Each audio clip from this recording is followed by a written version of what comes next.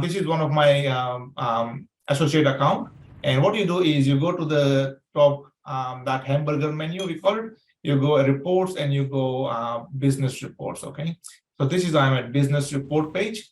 And once you are at the business report page, you then can see the data of your traffic and where it's coming from. I mean, not where it's coming from, but whether it's a normal traffic or business customers or things like that. So I'm going to walk you through that part. On the left-hand side, you see sales dashboard, okay? And then below that, you can see by date, sales and traffic and things like that. My favorite one out of all of that is the last one, detailed page sales and traffic by child item. You can go actually one of these one here, any of these one. If you have only one or two ASIN, that's this one at the top, which is detailed page sales and traffic. But if you got more than one child associated to one parent, that's when you want to go to the child item one. That will give you more breakdown of a particular ASIN at a child level, how many people are visiting your visiting your listing. Okay, so I'm at the child level at the moment. Not that I need to, because I only have one ASIN at the moment to demonstrate. This is 1 month 1 month data. When you come onto this page and click on one of them, it will be by default at 1 month. As you can see here at the top, this is 1 month. Now you can obviously change this is from this to 2 months, 3 months, 6 months, whatever you want to look at. We'll look at the 1 month data for now. So for this particular product that I'm selling, this is night vision binoculars. For those who are interested, you can explore the product as well and see how the market is doing. But on the session side, you can see there are 1,366 unique sessions. That means unique visitors that has visited this product, this listing in 1 month's time. Okay, and out of that, you can not out of that, but on top of that, you can see B2B, business to business customers. There are 29 B2B customers. Session percentage total, which is 100%, and then session percentage total B2B, which is 100% as well. Now, when you see the drop in this session percentage, that could be your buy box dropping. Okay, sometimes there are more than one sellers on one listing, or the traffic coming from the other part of the world that Amazon is not able to ship the products to. That's when the session percentage drops. Now, moving on is you will see page view total. Page views total. Now you will notice that total sessions are 1,366, but then page views are 1,908. So there are more page views, and the reason behind that is that sometimes viewers decide to come back and check your listing again, and that's why the page views are always higher than the total unique sessions. Okay.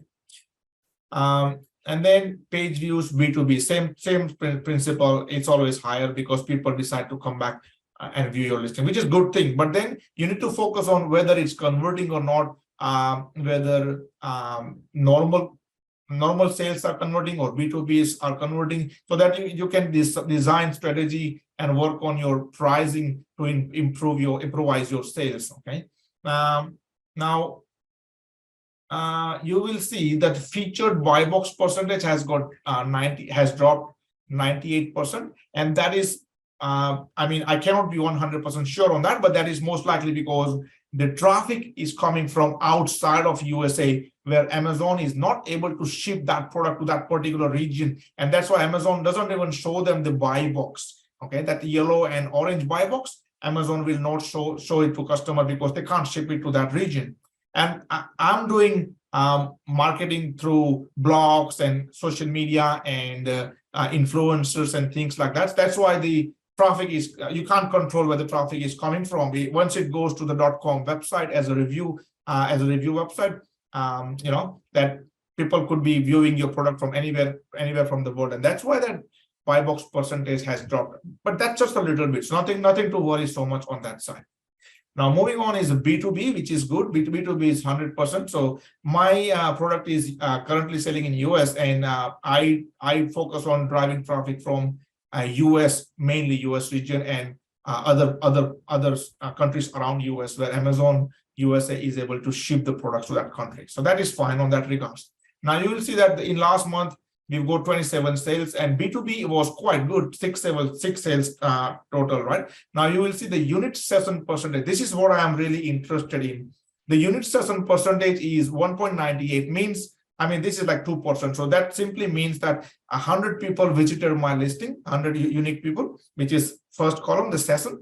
Out of that 100 people, 2 of them end up buying, which is very low. I mean, we started with 0.5 and then slowly improvised it. And then you have to kind of find a sweet spot. It all depends on how many units you got in your stock. So if you got, let's say, 500 or 1,000 units, you want to achieve more sales, even though you have less profit, because you have to maintain your IPI, which is Inventory Performance Index, and you can then reduce your price or increase your PPC to aggressive marketing, and that way you can increase your unit session percentage. The higher it goes, better it is. Amazon obviously likes higher unit session percentage, and 2% is basically on a bottom sort of level.